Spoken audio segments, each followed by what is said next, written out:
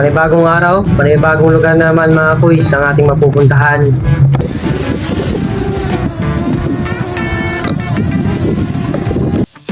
Kaya samahan nyo ako mga kuys at ikwento ko sa inyo ang buong biyahe na kung saan matutunghayan nyo ang ganda ng kalikasan.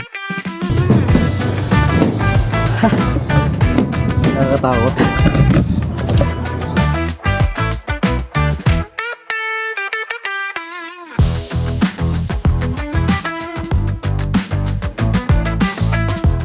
Panoorin mo hanggang sa dulo at itong episode 5 ng ating kwento.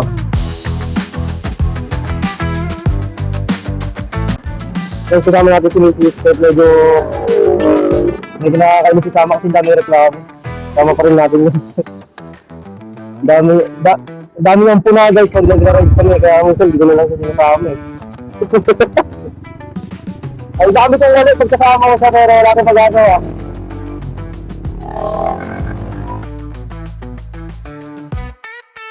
Tara, at simulan na natin ang biyahe.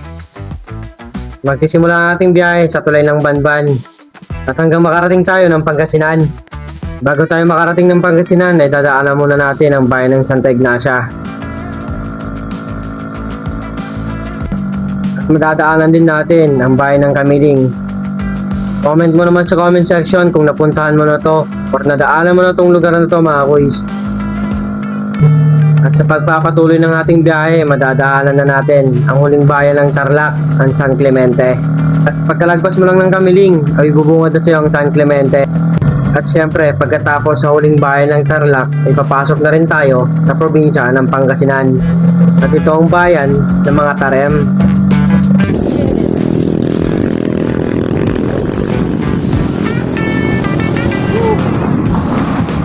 Sa di kalayuan mga kuys ay mararating na natin ang ating destinasyon. Ito ang Agkapita. At ito ay makikita sa bayan ng mga Tarem. So mga kuys, so nakarating na tayo sa Agkapita.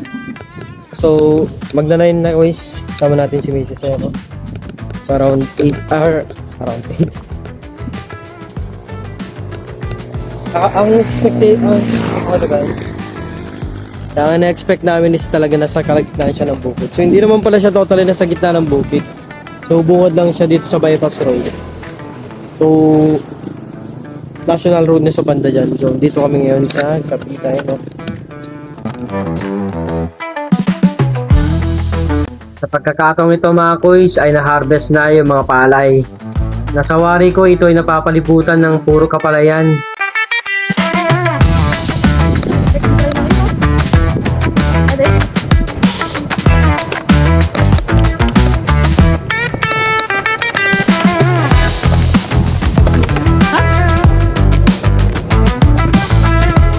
Wait lang, titignan lang natin dito. Nandito na ako eh. Nakakatakot. Hindi ko alam mga kuys kung para saan itong hagdan na to. Parang hindi natuloy mga kuys. Palagay ko mga kuys, ito ay nagsisilbing view deck para makita mo ang paligid ng kabundukan kasama ng mga palay. Tara, pwede naman ko lang umupo doon. Doon lang sa mga tuwan. Welcome sa Agkapita mga kuys. Kung plano nyo itong puntahan, hindi naman kayo mahirapan. Madali lang siyang tuntunin mga kuys. Ipin nyo lang sa Google Map at bibigyan niya na kayo ng direksyon.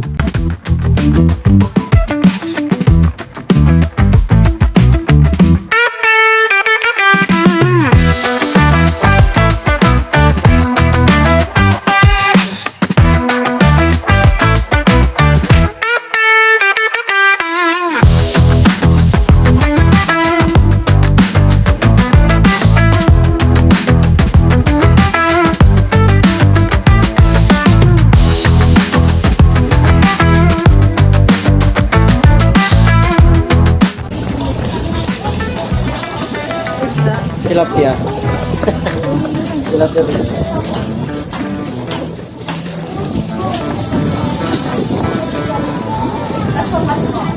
Wala yung tilapia mga yan. Tara, at hindi ito makukumpleto pag hindi natin matitikman ang pinagmamalaki nilang kape. Kaya nga siya tinawag ng Agkapita mga kuys, di ba?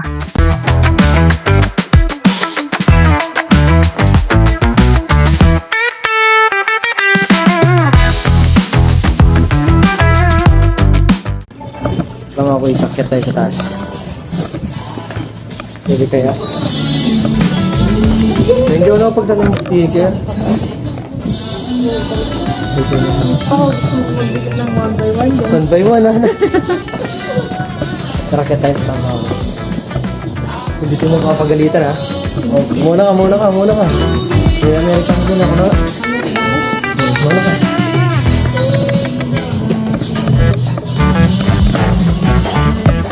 Kaya nakakita namin yung taas, hindi namin alam kung pwede. Ang subo ito eh.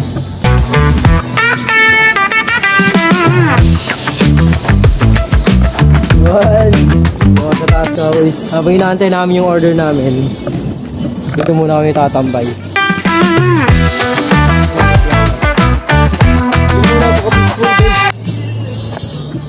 Dito nyo yun?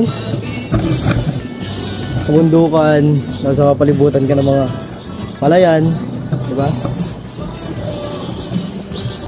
Pagkatapos namin libutin ang lugar mga boys at taranap titikman ang kanilang pinagmamalaking kape. Pas, actually din na to breakfast, brunch na to, breakfast lunch na to.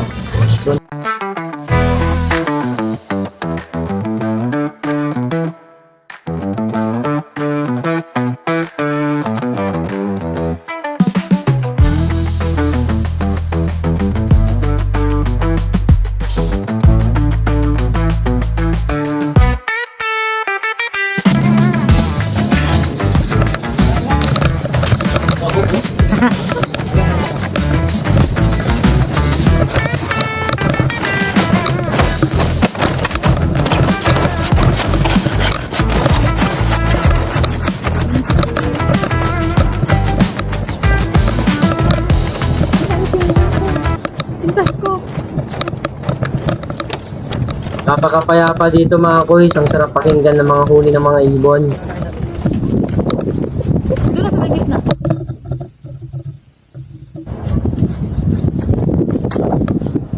At nalaglag pa nga mga boys, alam mo nang kasunod yan.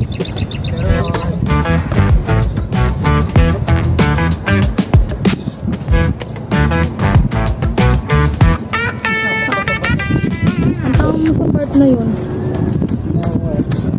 Ba't mo naman kasi hindi naman plug Baka yan. mo muna to. Papatay pa rin ko ah.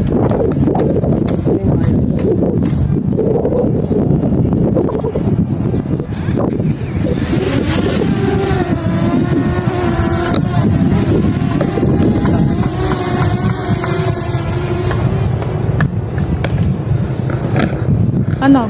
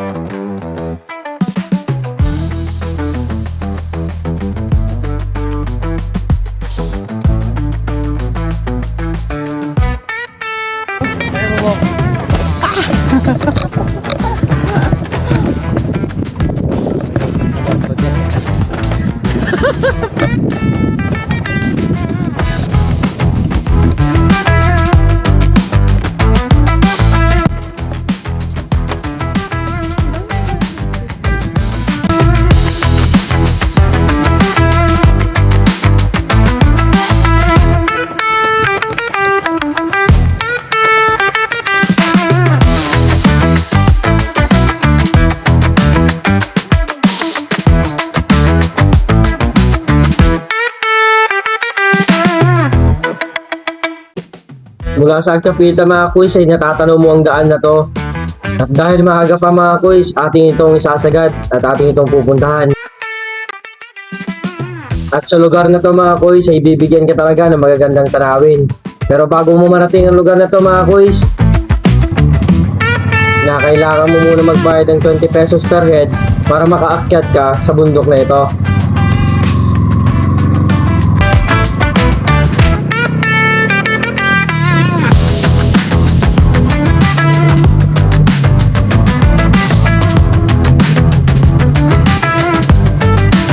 Napakasulit mga koy, sa daan pa lang, masasabi mo ng sulit yung 20 pesos mo.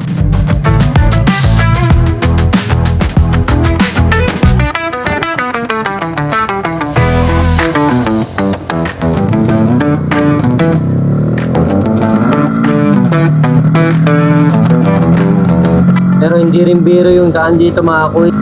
Kaya pag pinuntahan nyo tong lugar na to mga kuys, dapat kondisyon ng mga motor natin. Ganito ang iyong madadaanan.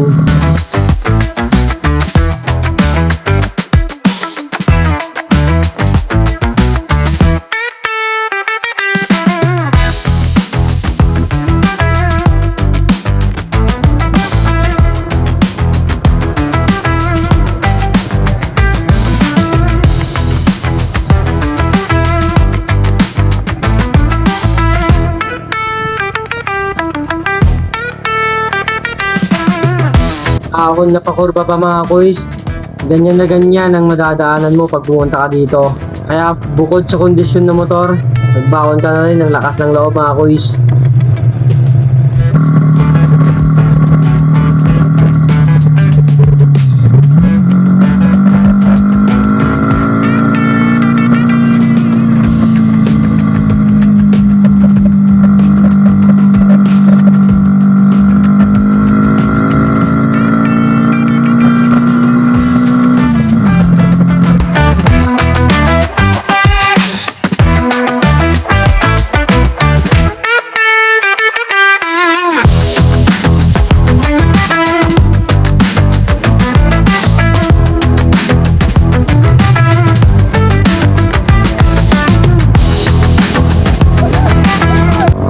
Hindi ko talaga maiwasan mapasigaw mga kuys pag nalalampasan ko yung paahon na pakurba.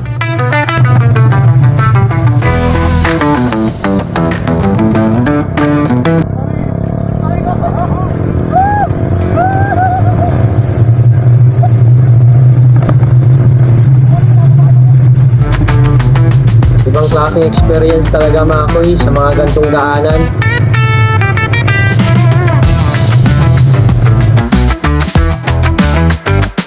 At napansin ko lang mga kuys, may kakaiba sa mga kabundukan. At ito ay mga solar panel mga kuys.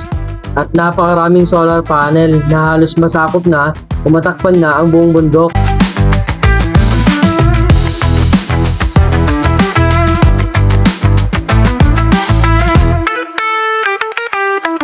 Sa inyo mga kuys, alam nyo ba kung saan ito nagsusupply ng kuryente? Sa sobrang lawak ng solar farm na ito mga kuys ay panigurado. Marami ng bahay ang masusuplayan nito. Kaya paki-comment naman sa comment section mga kuys kung saan nagsusupply yung solar farm na ito na matatagpuan sa Aguilar, Pangasinan.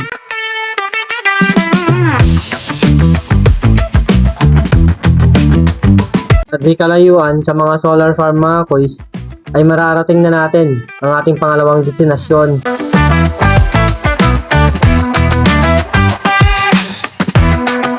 Sa pagkakalam ko ay tinatawag na itong Aguilar View Deck. Tumatakbo pa yun?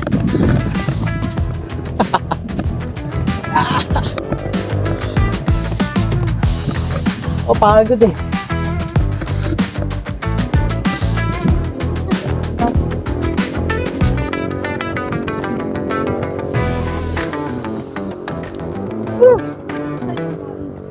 Hindi pa tayo kakain. Dadaan tayo kakain ng dun sa mga ano.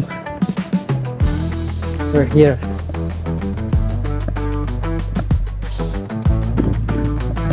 Dito yung mga ano, solar lights din. Kaya nga eh.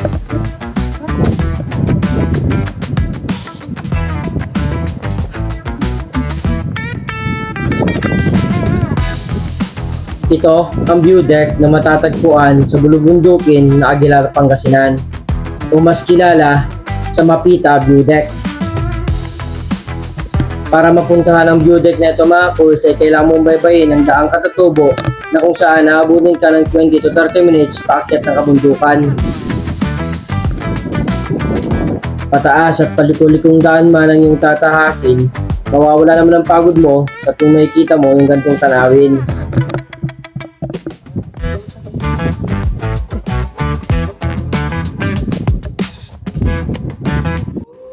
Ang Mapita View Deck ay matatagpuan sa Sitio Mapita, Barangay Lawag, Aguilar, Pangasinan na kung saan bibigyan ka ng makapigil hiningang 360 view ng bawat tanawin.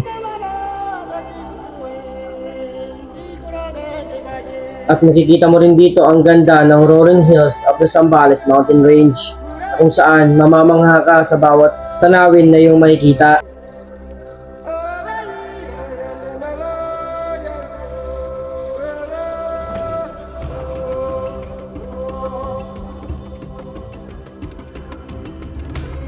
Ang Mapita View Deck ay sikat, lalo na sa mga riders na gusto ng gantong tanawin. Ang Mapita View Deck ay tumutulong sa ekonomiya ng ekoturismo sa bayan ng Aguilar. At nagsimulang pagbuksan ang Mapita View Deck sa mga turismo taong 2021.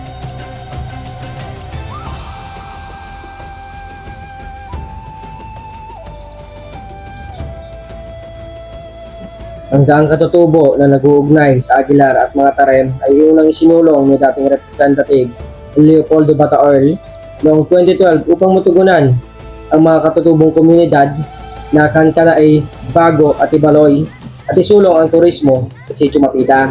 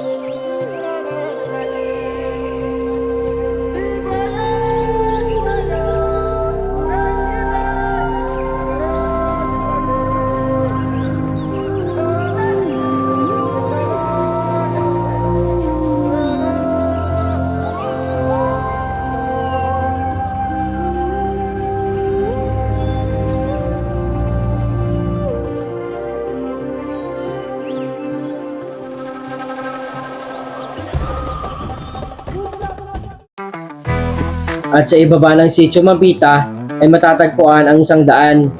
Sa pagkakataon na ito mga kuys, ating tutuntunin at titignan kung hanggang saan ang daan na ito.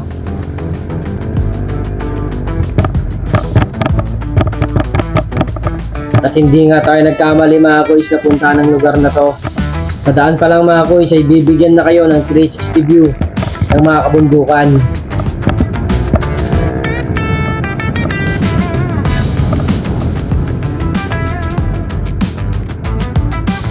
Ang daan na to ay ang daang katutubo na nagdurugtong sa daang kalikasan na kung saan ang daang ito ay ginawa upang magsilbing east to west lateral road na magpapaikli sa biyahe mula Pangasinan patungong Santa Cruz, Zambales nang hindi na kailang dumaan sa mas mahabang ruta sa Kapatagan. Ang boundary ng dalawang daan ay matatagpuan sa bulubunduking bahagi ng Aguilar at mga Tarem malapit sa hangganan ng Pangasinan at Zambales.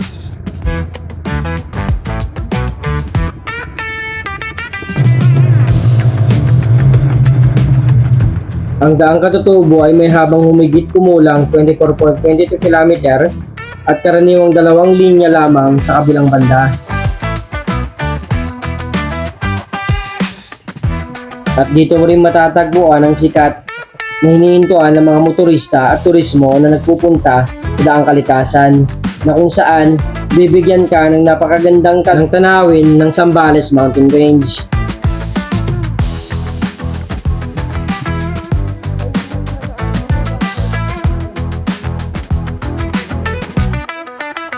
Sa kantong pagkakataon nga mga kuys ay mawawala ang pagod at mapapalitan ng pagkamangha ng kalikasan.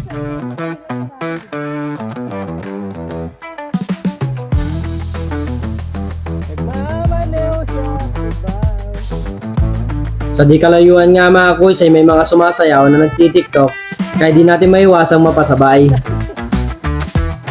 Masasabi mo talagang sulit ang pagbiyahe mo dito sa Aguilar, Pangasinan mga kuys. Kaya subukan nyo na rin kung gusto nyo na magantong tanawin. At ito, ang daang katutubo, dugtong sa daang kalikasan mga kuys.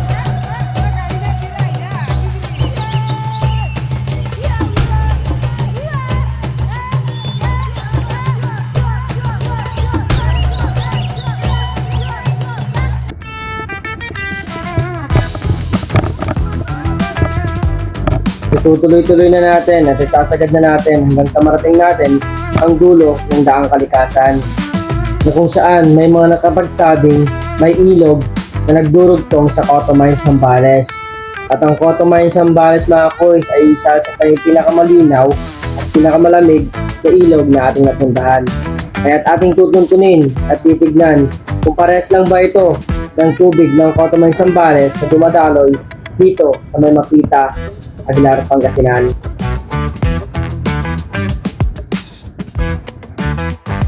At kahit napakalapit na ng ilog na yun mga kuys, ay hindi magiging madali ang ating ruta, na kung saan pagkatapos ng ahon na daan ay bibigyan naman tayo ng pabulusok patungo sa ilog na ating pupuntahan.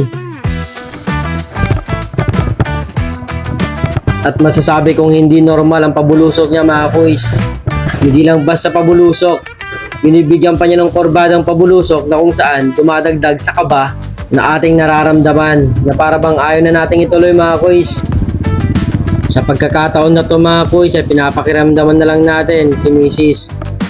Pero para wala siyang takot na nararamdaman mga kuys at excited siyang mapuntahan yung ilog sapagkat napakalamig ang ilog ng Cotto Mines. Wala na tayong choice mga kuys, itutuloy na natin to sapagkat napakaganda ng tanawin at gusto rin natin makita ang dulo ng daang kalikasan, na para wala na tayong iisipin o alalahanin kung ano nga bang makikita sa dulo ng daang kalikasan at sa bagitan ng napakatatayog na kabundukan. Kahit itutuloy na natin to hanggang sa marating na natin ang dulo ng daang kalikasan.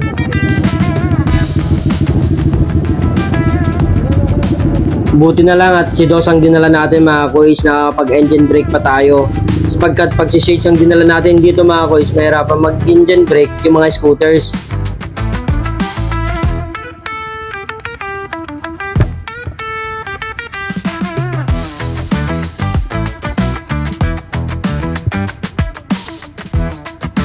Pagkatapos ng napakahabang palusong mga kuys ay natatanong ko na ang tulay na kung saan matatagpuan ang ilog na nagdudugtong sa Cotto Mines, Zambales. At makikita nga natin sa tulay na to mga kuys ang hangganan ng daang kalikasan. At sana masimulan o maituloy na ulit ang pagdurugtong sa daang kalikasan patungo sa Santa Cruz, Zambales, na makakatulong sa dalawang bayan sa kanilang ekonomiya. At panigurado mga kuys, pag natapos yung proyektong ito ay dadagsain ng mga turismo at mga motorista na mahilig sa mga gantong tanawin. Kaya sana maituloy o matapos na ang proyekto ng daang kalikasan. So guys, nakarating na kami dito sa dulo ng yung dudugtong ng daang kalikasan, no? Kasi sarado pa. Tapos dito sa baba, yun, no? Dugtong ng Cotto Mines.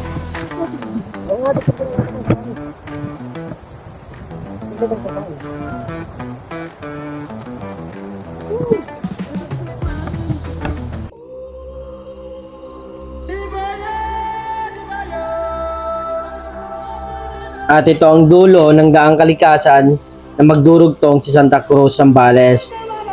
Hanggang dito na lang muna tayo mga kuys at ating aabangan ang pagpapatuloy ng daang kalikasan patungo sa Santa Cruz, Zambales. Salamat sa pagsama sa ating biyahe mga kuys, at inyong abangan ang next episode ng ating rides at ating tutuklasin ang mga magagandang lugar na meron ang Pilipinas. Lagi kong sinasabi sa inyo mga kuys, ikaw may hawak sa Bonibela, sa galingan mo at ibuhos mo na ang bawat biyahe. Salamat mga kuys, ride safe, keep safe. Big shoutout sa mga riders na aming nakasabay patungo sa aming biyahe papunta sa dulo ng daang kalikasan. Hanggang sa muli kaibigan.